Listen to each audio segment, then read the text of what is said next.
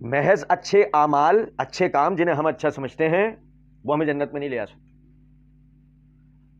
یہ عدی بن حاتم رضی اللہ تعالیٰ عنہ یہ جب مسلمان ہوئے تو انہوں نے نبی صلی اللہ علیہ وسلم سے سوال کیا کہ اللہ کے رسول میرے والد کا کیا ہوا. یہ عدی بن حاتم جو ہیں، یہ حاتم کون ہے؟ ان کے والد حاتم تائی، وہ مشہور یعنی انسانوں کا خدمت گزار.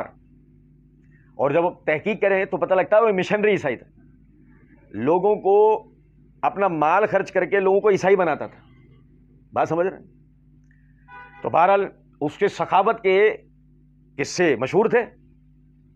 بیٹے نے سوال کیا کہ میرے والد کا کیا ہوا؟ نبی صلی اللہ علیہ وسلم نے فرمایا تیرا باپ جہنم میں. بغیر کسی توقف کے آپ صلی اللہ علیہ وسلم نے فرمایا تیرا باپ جہنم میں.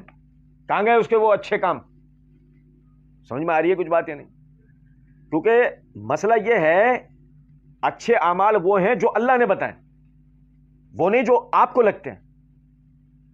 سمجھ میں آ رہی ہے کچھ بات یا نہیں؟ اچھے اعمال وہ نہیں ہے جو آپ کو لگتے ہیں، جو اللہ نے بتایا وہ اچھے اعمال ہیں.